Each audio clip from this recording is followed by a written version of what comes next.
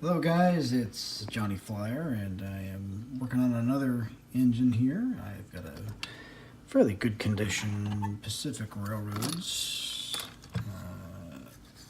American Flyer 312 and yeah, it's a little dinged up, but it's looks to be in pretty decent shape for starters.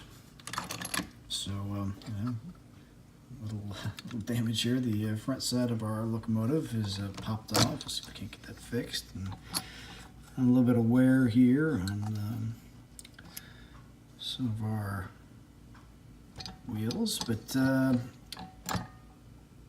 see if we can't get some of the rust off. We get this thing cleaned up. I mean, overall, looking in here, I mean, it looks like it's doing okay. Let's see if we can get this to spin a little bit. Yeah, it's spinning. It's not giving me a whole lot of pushback, so that's a good sign.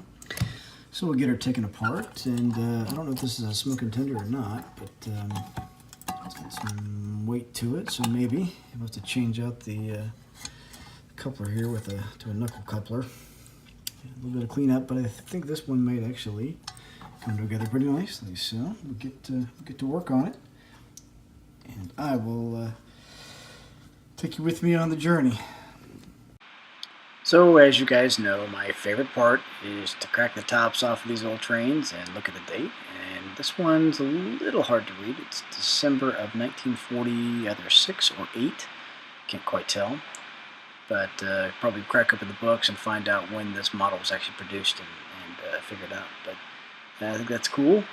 And just for reference for myself, my old man was about a year old, maybe 2 years old when this train was made. And as I got inside, it's in really great shape. A little bit of cleaning up to do, and should be ready for the track here shortly with some paint and love.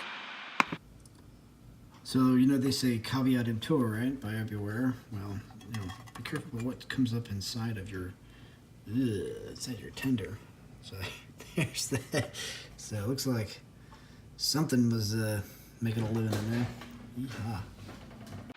So last thing we're going to get to today is the smoke box, which needed some work. Definitely some corrosion around there. You might be able to see on the inside there. It looks like there's some singeing of the horsehair, and I think this is still when they were using horsehair.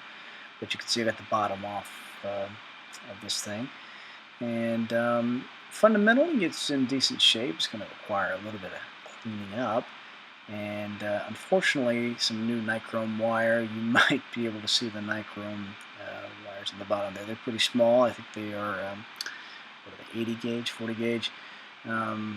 But pretty tiny wires, and unfortunately, the corrosion just was too much for them. So when I took the top off, they both broke with absolutely no effort whatsoever, which was unfortunate as far as trying to make the job easy, but at the same time, you don't learn anything if you don't at least try to put it back together. So I'll grab me some nichrome wire and wrap it around this thing. For the most part, I think I can get it to smoke again. I did a little bit of a test and did get a little bit of smoke once I put some liquid on it later. So it's workable. Horsehair is definitely workable. I just need to get some new wire. Hey folks, one last thing before I go. I did a little bit of cleanup and maintenance work on the chassis. Here it is. And you can see just a marked difference already, and that was just with a little bit of simple green and some water. And you can see, fundamentally, this is a great looking chassis. Put a little bit of oil and grease on it just to make sure everything is rolling freely, and cleaned up the white walls too, which you can see are running really nice. And there's the center gear shift there. But yeah, I mean, a little bit more polishing was needed just to kind of get those arms cleaned up and get some shine to them. So a little bit of polish, but fundamentally, this chassis is really in great shape. So I'm excited about that because if you look at some of my other projects, not quite the same thing. So hey folks, thanks for watching. This is Johnny Flyer signing off.